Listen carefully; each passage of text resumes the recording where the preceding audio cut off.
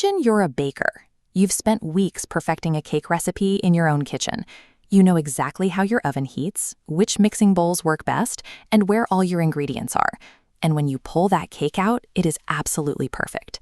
Now, imagine you're asked to bake that exact same cake at a friend's house, but their oven runs 50 degrees hotter, their measuring cups are slightly off, and they use a different brand of flour. You followed your recipe to the letter, but this time you pull out a burnt disaster. Software developers run into this exact scenario every single day. They write code that runs flawlessly on their personal laptop, but the moment they send that code to a live company server, the whole application crashes. It happens because the laptop and the server have totally different environments. They might be running different operating systems or conflicting versions of libraries, which are just pre-made collections of code that different apps share. In the software world, this chaotic clash is known as dependency hell. If you can't guarantee that the underlying environment stays exactly the same from one computer to the next, trying to share or scale up a piece of software becomes an incredibly frustrating guessing game for everyone involved. This is where Docker comes in.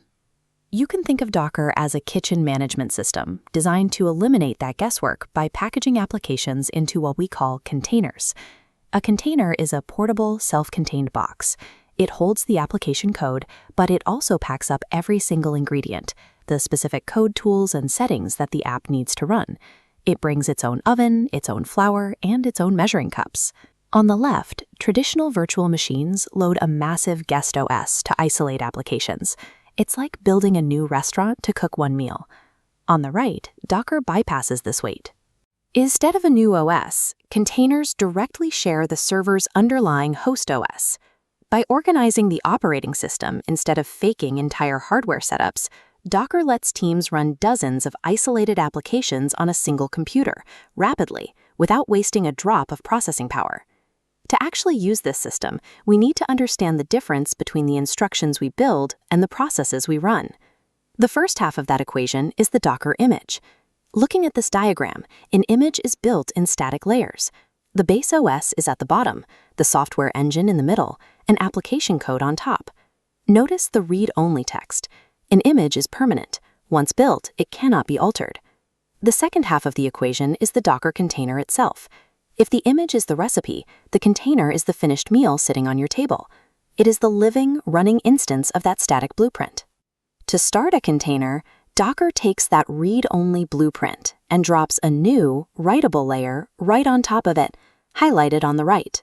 This allows the application to run, create files, and do its job. Because every single running container is stamped out from the exact same permanent blueprint, you can launch 1,000 instances of your application, and they will all behave identically.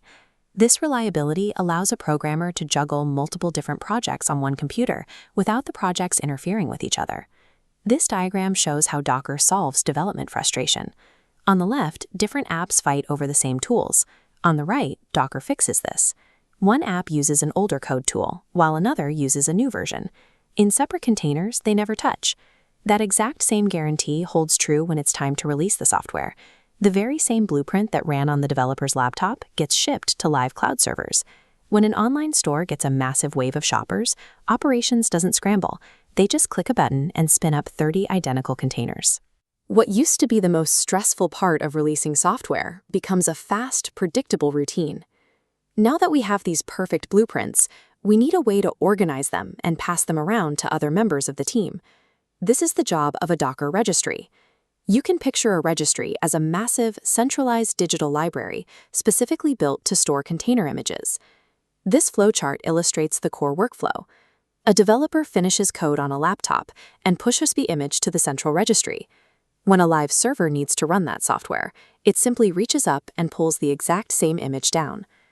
Inside that massive registry, you keep things organized using repositories. A repository is essentially a specific folder dedicated to holding the different versions, or tags, of a single project as it gets updated over time. This central storage hub is the connective tissue of modern software. It bridges the gap between the individual coder typing at their desk and the servers hosting applications for thousands of users. The most popular registry out there is called Docker Hub. It's an enormous public library filled with ready-to-use blueprints for almost any software tool you can think of. Anyone can download and share tools from a public registry like Docker Hub. But if a company is working on highly sensitive code, they will simply set up their own private registry behind a secure firewall, so only their authorized servers can access it. So we can trace the entire journey. Code gets written and packaged into an image on a laptop, pushed securely into a central registry, and then pulled down by a server halfway across the world, where it instantly blossoms into a running application. In the end, Docker solved a problem that had plagued the industry for decades.